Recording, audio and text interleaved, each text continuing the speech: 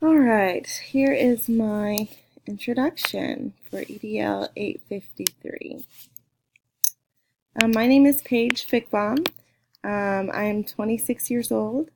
I'm married. I have two kids. I just had a baby girl in September, so she's about 6 weeks old now. So I'm still on maternity leave.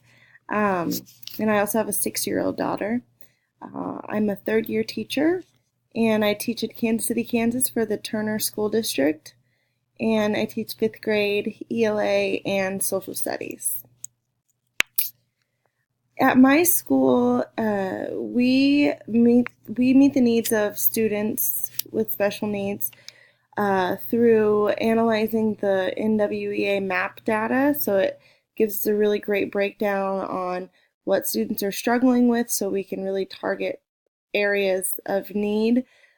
So every student is really getting what they need. Not even students with special needs, but all students are getting, differentiated instruction based off of the data that comes from the MAP test.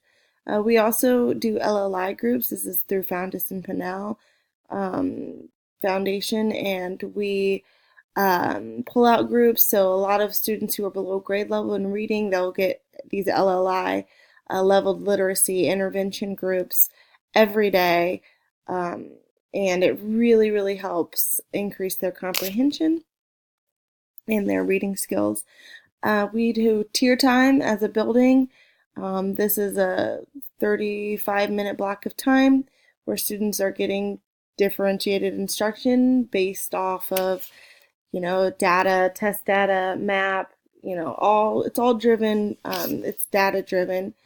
And that's during this time LLI groups take place as well.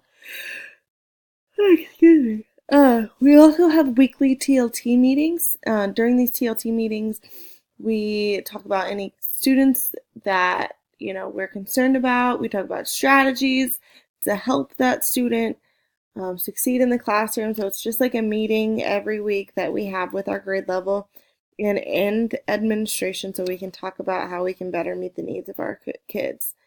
And we also have pretty good professional development for teachers. It could be better, but teachers are able to participate in literacy professional development. Over the summer, there was professional development that was provided, so we do have that as well.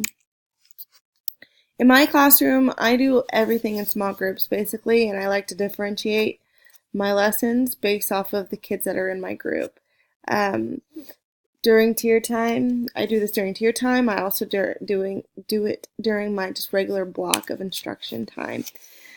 Students, a lot of times I'll group students in a way that will help meet the needs of all kids, or I'll meet with certain students a certain day. So I definitely do a lot of differentiation in my classroom.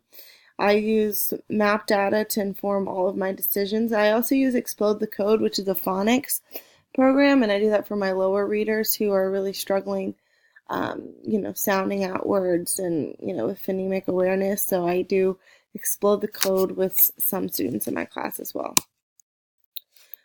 My plan would be more training on Reader's Workshop and guided reading. I feel like teachers don't have a clear understanding really on what it looks like, and we could use some really good training, by some professionals who that's all they do, to come in and do, a day-long training, or, to really, really help teachers really understand what we need to be doing during our literacy block.